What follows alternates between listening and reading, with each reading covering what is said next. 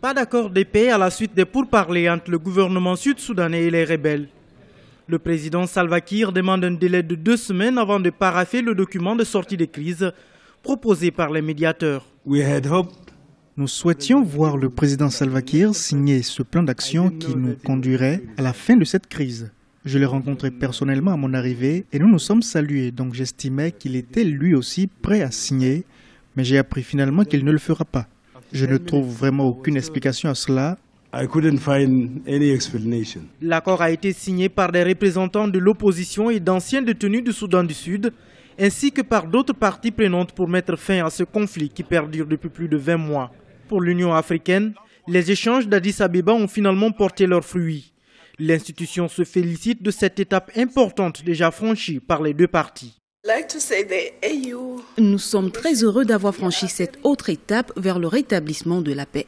Bien sûr, il ne s'agit pas encore d'une étape complète parce que d'autres parties n'ont pas signé, mais nous avons bon espoir car le paraphe a été fait. Donc, nous espérons que dans les prochains jours, les consultations seront faites et qu'enfin, il y aura un accord complet. Pendant ce temps, le Premier ministre éthiopien Haïlé Mariam Desalegn, médiateur et président de l'IGAD, l'autorité intergouvernementale pour le développement en Afrique, a promis d'encourager le gouvernement du Soudan du Sud à signer le document. Certains d'entre nous étaient sur le point de perdre espoir, mais nous pouvons nous attendre à ce que du côté du gouvernement la question soit traitée dans les 2 semaines à venir et que l'accord de paix soit signé. Je pense que l'étape d'aujourd'hui est un bon message envoyé au peuple sud-soudanais. J'encourage le président Salva Kiir et son équipe à conclure la signature de ce document. Les différentes parties s'étaient engagées sous l'égide de la médiation sous-régionale à parvenir à la signature de cet accord le 17 août 2015. Le Soudan du Sud connaît des violences depuis décembre 2013.